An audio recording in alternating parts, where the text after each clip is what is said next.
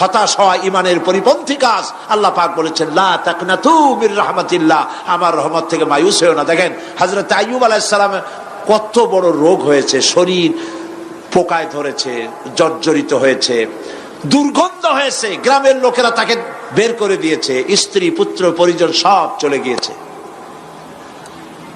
এমনকি জিহ্বায় যখন পোকা ধরল, হযরত আইয়ুব আলাইহিস সালাম আল্লাহ রাব্বুল আলামিনের দরবারে ফরিয়াদ করলেন, আন্নী মাসসানিয়াদ-দুররু ওয়া আনতা আরহামুর রাহিমিন।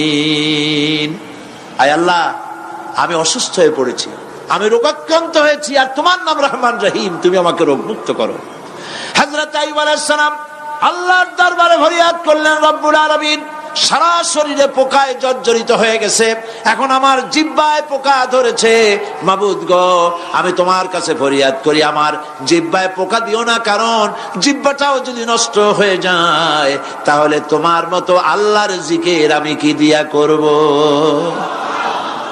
হযরত আইয়ুব আলাইহিস সালাম আল্লাহ পাকের কাছে যখন এ ধরনের ফরিয়াদ জানালেন, রব্বুল আলামিন তাকে তার রোগ মুক্ত করে দিলেন, তার স্ত্রী পুত্র সব আল্লাহ রব্বুল আলামিন ফিরাইয়া দিলেন। সুবহানাল্লাহ। সুতরাং মুমিন ব্যক্তি, কোরআন শরীফে সব আছে, কোরআনের মতো শ্রেষ্ঠ ওয়াজের কিতাব পৃথিবীতে আর শুধু বোঝার দরকার। বিপদে যত বড় বিপদ আসুক, কোন বিপদে মুমিন ধৈর্য হারাবে না। হযরত ইয়াকুব আলাইহিস সালামের ছেলে ইউসুফ আলাইহিস সালামকে যখন তিনি হারায় ফেললেন, তিনি অধৈর্য হয়ে গেছিলেন নাকি? অধৈর্য হন নাই। কারণ আমি আমার বক্তৃতার সূচনায় বলেছি, আমরা কল্যাণ বুঝি না, অকল্যাণও বুঝি না। কোন বিপদ আসলে পরে আমরা হয়রান হয়ে যাই, কিন্তু বিপদের মধ্যে কল্যাণ আছে আমরা তা বুঝতে পারি না। কথা বুঝে আসছে? হযরত ইউসুফ আলাইহিস সালামকে কুয়ার ভিতরে ফেলে দেওয়া হলো।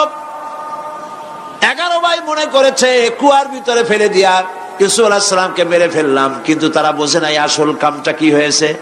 এটা তো কুয়া নয়, এটা একটা টানেল, এটা একটা সুড়ঙ্গ। একদিকে কেনান হলো তার এক মুখ, ওই সুড়ঙ্গের এক মুখ হলো কেনানের।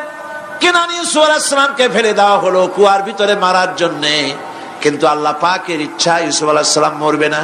এই টানেলের অপর প্রান্ত মিশরের সিংহাসনের টানেলের এপার দিয়া ইউসুফ আলাইহিস সালামকে ঢুকালেন, অপর প্রান্তে মিশরের সিংহাসনে ইউসুফকে আল্লাহ বসাইয়া দিলেন। হযরত ইয়াকুব ছেলের জন্য অধৈর্য হলেন না।